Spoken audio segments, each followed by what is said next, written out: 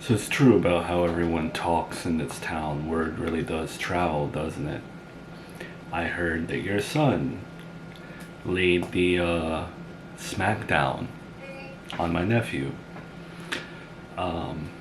Haven't heard from him. We're still not talking, me and Brian. I mean, we're not talking, but you know what I mean. I don't know what condition he's in.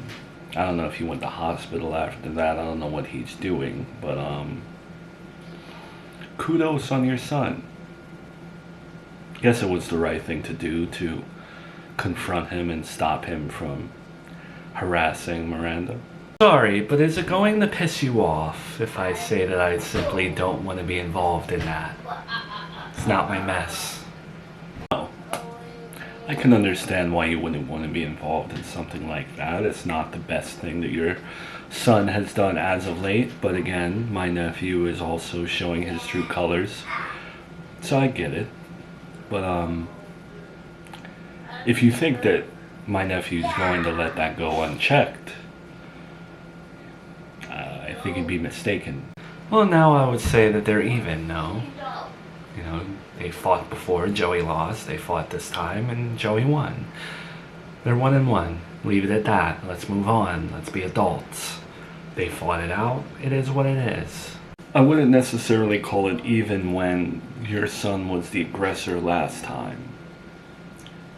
You could technically say that he was the aggressor this time as well because he's the one that approached Brian. Not that it matters. You know, I have to point out the fact that you are sticking up for your nephew.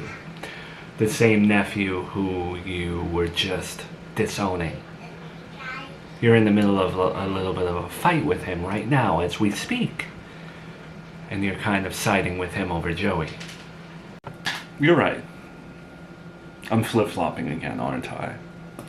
I guess I'm torn. Because I don't want to necessarily completely disown my nephew.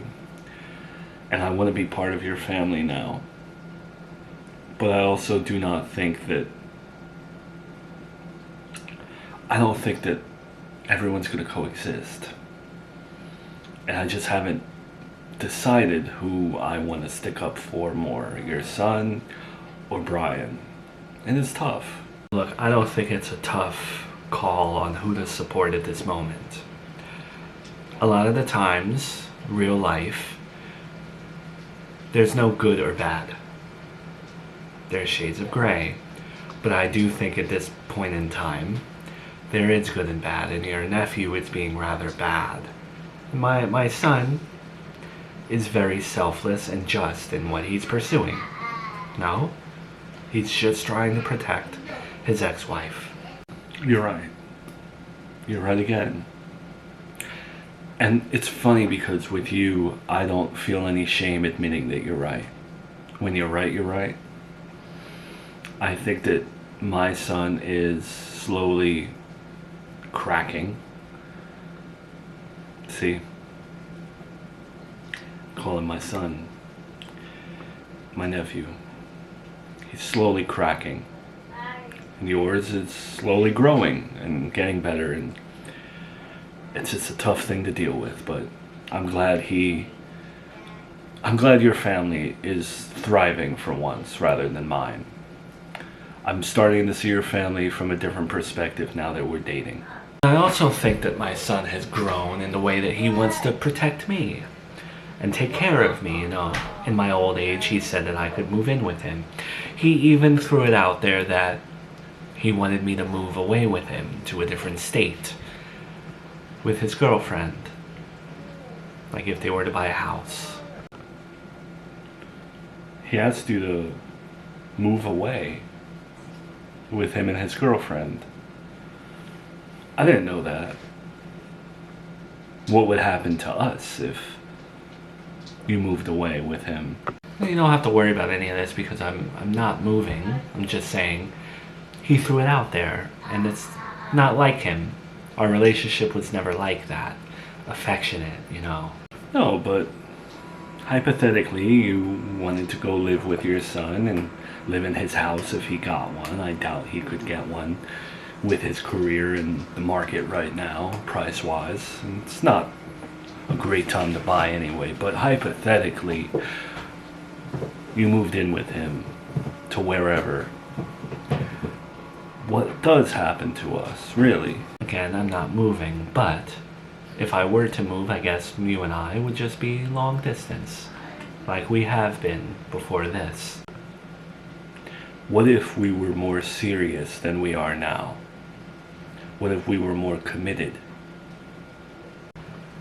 It would still be long distance. Still. Because he's my son, my family.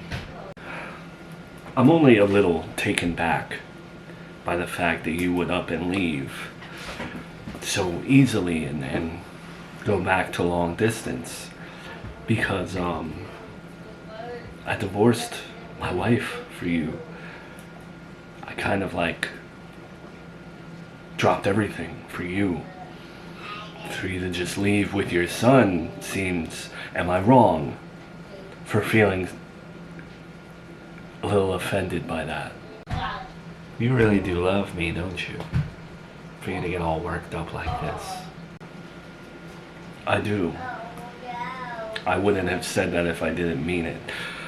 Are you under the impression that I'm just playing you or something? That this is all just one big game to me? And that you're at the end of my fishing pole as a trophy? Because that's not why I would divorce my wife. This isn't just one big scheme. I asked where you would get the impression or idea that I'm scheming or that there is a scheme at play. Why does that pop into your head? If you're not scheming yourself. Because, Mildred, that's what everyone thinks. Whenever anyone looks at us together, they are in awe and they can't believe what's happening, and they are under the impression that one of us, or both of us, is playing a game. People think I'm guilty of something. People think that I'm just being with you to avoid accusations, or false accusations, I might add. And then there's the other people that I see and speak to a lot of the times who think that you're using me in some way. But I'm not part of some scheme. I do love you.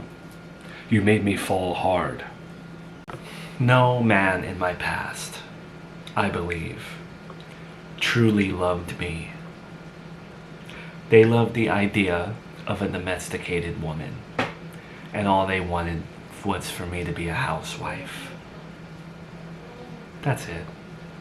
I just fit their gender norm. Well, screw the other men. I'm not the other men. I love you because you're not a domesticated woman. Because you look me in my eyes and you tell me straightforward what you're thinking, what you're feeling. You have no filter. You're not afraid of me. And that's what is attractive to me. That's what makes me sit at this table with you. That's what makes me divorce my wife, is that you are one in one. There is no one else like you. In all my years through teaching and talking on stage, never have I come across someone like you.